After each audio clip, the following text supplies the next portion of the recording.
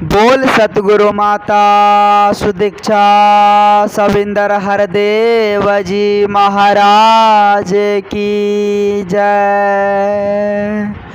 गुरु रूप प्यारे साध संगत जी प्यार से बोलिए धान निरंकार जी। साध संगत जी पवित्र संपूर्ण हरदेव वाणी में बहुत ही सुंदर शब्दों में साध संगत जी लिखा हुआ है कि कोई बांस का तीर बना के किसी को घायल करता है।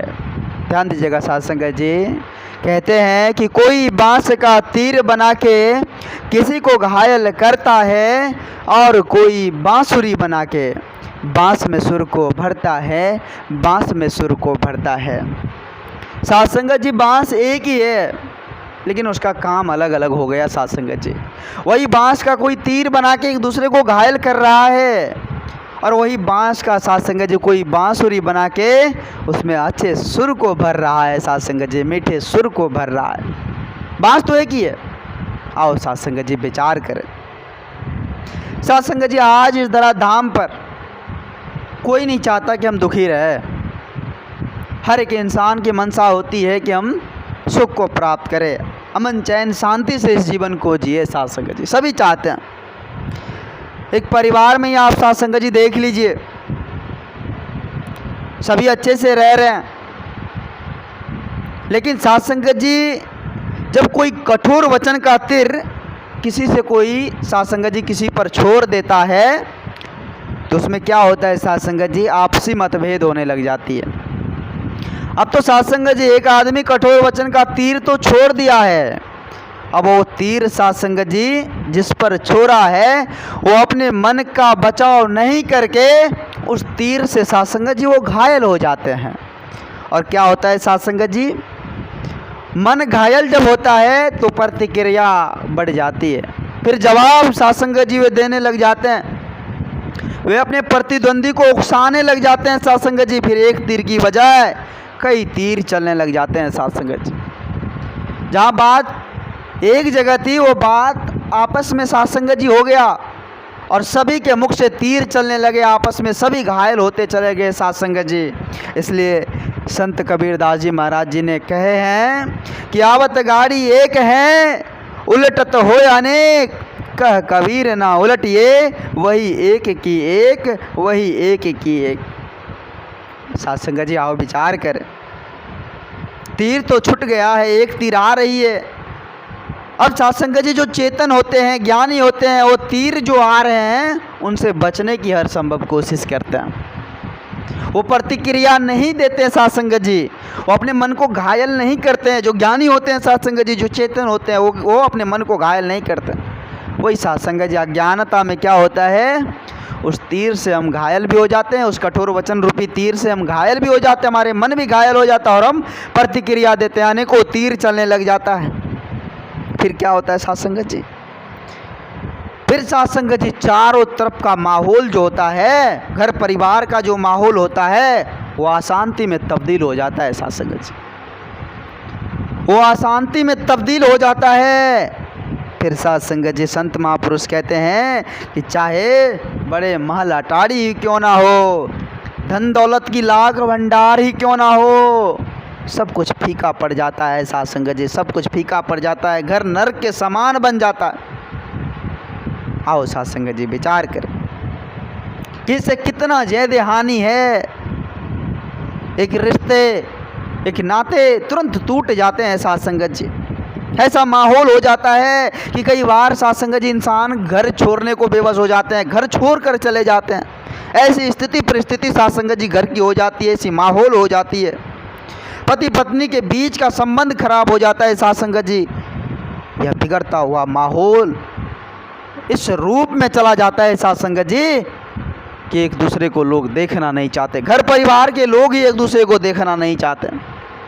बताइए साध संगत जी वहाँ धन दौलत कोई काम का रहेगा? कोई धन दौलत वहाँ काम का नहीं रहेगा। साध संगत जी कोई आर्थिक मजबूती वहाँ काम का नहीं रहेगा, क्योंकि वचन कठोर वचन रूपी तीर चल रही है। या तीर जब खत्म हो जाए, समाप्त हो जाए, प्रतिक्रिया ना हो, तब ना साध संगत जी वो जो है झंझट खत्म होगा, वो झगड़ा खत्म होगा। वो तो तीर चलाने का और साथ संगत जी घायल होने का नाम ही नहीं छूट रहा है। तो कैसे बात बनेगी साथ संगत जी? आओ साथ संगत जी विचार करेगी इसका परिणाम कितना खतरनाक है। इसका परिणाम का स्वरूप ये तनाव दे देता है साथ संगत जी, अवसाद छोड़ देता है, मानसिक रोग से ग्रस्त कर देता है, फिर तो चैन ही नहीं है साथ संगत जी। कैसे बात बनेगी? इसलिए संत महापुरुष साथ संगत जी हम इंसानों को समझाते हैं कि जब भी धारण करें तो सकारात्मक विचार को धारण करें। बात तो बहुत बनती है, कठोर वचन भी आ जाते हैं, लेकिन जो ज्ञानी होते हैं, चेतन होते हैं, वो कठोर वचन रूपी तीर से बचने की कोशिश करते हैं ताकि वो हमारे मन में ना लग जाए, उनसे हम घायल ना हो जाए। संत महापुरुष यही बात को साथ संगत जी हम इंसानों को समझाते हैं कि अपने आप को बचने की कोशिश करें, प्रतिक्रिया से बच कर रहे, सदा सकारात्मक विचार को अपनाने की कोशिश करें, फिर जाकर घर स्वर्ग हुआ करता है साथ संगत जी। एक दूसरे के बात को सहना, एक दूसरे को क्षमा करना, एक दूसरे से प्यार एकत्र मिलवर्तन के साथ पेश आना। और साथ संगत जी जहाँ ये सब है, मानो साथ संगत जी वो घर नहीं, वो स्वर्ग से भी सुंदर है साथ संगत जी, वो स्वर्ग से भी सुंदर है जहाँ प्रेम एकत्र मिलवर्तन है साथ संगत जी। आओ साथ संगत जी विचार करें। आज समय के रहबर सतगुरु माता जी की असीम कृपा से आज ऐसा ही परिवार साथ संगत जी आज हम सबों को सतगुरु माता जी ने दिया है, जहाँ साथ संगत जी सिर्फ और सिर्फ प्रेम एकत्र मिलवर्तन की ज्योत जगी हुई है, जहाँ सिर्फ और सिर्फ प्यार ही प्यार है साथ संगत जी, जहाँ नकारात्मक विचार तो है ही नहीं, कठोर वचन तो है ही नहीं। आओ साथ संगत जी ऐसे परिवार में हम अपने आप को डुबो दे, अपने आप को नतमस्तक कर दे, ऐसे परिवार में अपने आप को झुका ले, ताकि यह जीवन साथ संगत जी आनंद से भर जाएगा, यह जीवन आनंदमय हो जाएगा साथ संगत जी। आओ साथ संगत जी अपने आप को समझने की कोशिश करें कि वाकई में यह मनुष्य जन्म बड़ा ही दुर्लभ है और इस जन्म में आना, इस परमात्मा को पाना होता है, इस निर्गुण निरंकार दातार को जानना होता है। इसलिए इस धराधाम पर आज हम इस साथ संगत जी शरीर रूप में आए, सतगुरु के श्री चरणों से लगकर इस परमात्मा को जानने के लिए आए हैं। और बारी आज है साथ संगत जी, समय गया फिर हाथ ना आए, अंत काल पछताएगा। अभी समय है सच्चे सदगुरु के श्री चरणों में नतमस्तक होकर इस परमात्मा को जानने का, इस रमे हुए राम को जानने का। अगर यह समय यूं ही व्यर्थ चला गया तो बीच बाद में पछताने के अलावा हमारे पास कुछ भी नहीं होगा साथ संगत जी, कुछ भी नहीं होगा। और साथ संगत जी कहते हैं कि कबीर सोई मुख धन्य है जो मुख कहिए राम। जिस मुख से राम का नाम ले, हम जिस मुख से साथ संगत जिस परमात्मा का शुक्र गुजार कर रहे हैं, वो मुख तो धन्य है साथ संगत जी, वो मुख धन्य है। आओ साथ संगत जी आज राम रतन धन, सच्चे सतगुरु की असीम कृपा से राम रतन धन साथ संगत जी हम इंसानों को इतने सरल सहज रूप में आज सतगुरु दे रहे हैं। यह धन ले ले, यही वो धन है जो साथ संगत जी जिसे प्राप्त करने के बाद साथ संगत जी उसमें एक चमत्कार होती है, एक नई ऊर्जा मिलती है, एक नई ताकत मिलती है। यही राम रतन धन जिसके पल्ले में है वही श्रेष्ठ है साथ संगत जी, वही श्रेष्ठ है, वही सबसे ज़्यादा धनवान है। धन दौलत यह मोह माया महलटाड़ी रुपये पैसे ज़मीन जायदाद से इंसान धनवान नहीं होता। संत महापुरुष कहते हैं कि जिन्होंने राम को जान लिया, इस निरंकार को जान लिया जो घट घटवासी है, परम प्रकाशी है, नित्य सनातन है, अडोल है, शाश्वत है, निरंतर है, अजर है, अमर है, अविनाशी है, परम प्रकाशी है, जिन्होंने इसको जान लिया जो शाश्वत है, जर्रे जर्रे कन कन कन में विराजमान है, पत्ते हर डाली में विराजमान है, जिसकी कृपा से यह पूरा हर कुछ चल रहा है, इसको जब जान ले तो साथ संगत जी वो सबसे धनवान हुआ करता है, वो सबसे धनवान हुआ करता है साथ संगत जी।